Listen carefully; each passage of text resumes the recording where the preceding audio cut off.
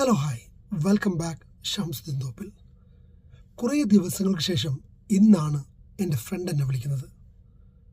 മുമ്പ് അവൾ വിളിച്ചപ്പോൾ വല്ലാത്തൊരു വേദനയാണ് എന്നോട് പങ്കുവച്ചത്. എൻ്റെ ഹസ്ബൻഡ് പെട്ടെന്ന് അറ്റാക്കായി, ഞാൻ നാട്ടിലേക്ക് പോവുകയാണെന്ന് പറഞ്ഞിട്ട്. അവർ സൗദി അറേബ്യയിൽ വളരെ സന്തോഷകരമായിട്ട് ജീവിച്ചു പോരുകയായിരുന്നു. പെട്ടെന്നാണ് ഹസ്ബൻഡിന് അറ്റാക്കായിട്ട് നാട്ടിലേക്ക് പോരേണ്ട അവസ്ഥ വന്നത്. ഇനി എന്ത് ചെയ്യണമെന്നറിയാത്ത വല്ലാത്തൊരവസ്ഥയിൽ നിൽക്കുമ്പോഴാണ് അവൾ എന്നെ വിളിച്ച് സംസാരിക്കുന്നത്. എനിക്ക് ചെയ്യാവുന്ന ഏറ്റവും വലിയൊരു കാര്യം അവളെ മെൻ്റലി സപ്പോർട്ട് ചെയ്യുക എന്നതാണ്. ഞാനത് തുടർന്നുകൊണ്ടേയിരുന്നു. അങ്ങനെ ഹസ്ബൻഡിനെ ഹോസ്പിറ്റലൈസ്ഡായി, അവിടെ നിന്ന് തിരിച്ച് റിക്കവറായി തിരിച്ചു വന്നു.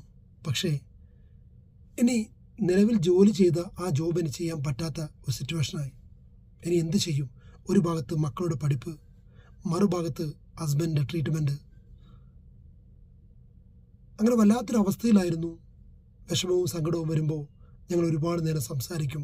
എനിക്ക് ചെയ്യാവുന്ന ഏറ്റവും വലിയ മെൻ്റൽ സപ്പോർട്ട് ഞാൻ കൊടുത്തുകൊണ്ടേയിരുന്നു. അതിനുശേഷം ഇന്നാണ് അവൾ വിളിക്കുന്നത്. ഇന്ന് വളരെയേറെ സന്തോഷത്തോടു കൂടിയാണ് അവൾ എന്നെ വിളിച്ചത്. ഞാൻ ഒരു സൂപ്പർ മാർക്കറ്റ് തുടങ്ങി നാട്ടിൽ.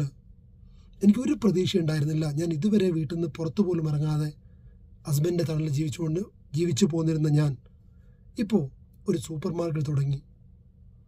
എൻ്റെ ബ്രദറിൻ്റെ വൈഫും എല്ലാവരും എന്നെ സപ്പോർട്ട് ചെയ്യുന്നുണ്ട്. വളരെ ഭംഗിയായിട്ട് നടന്നു പോകുന്നുണ്ട്.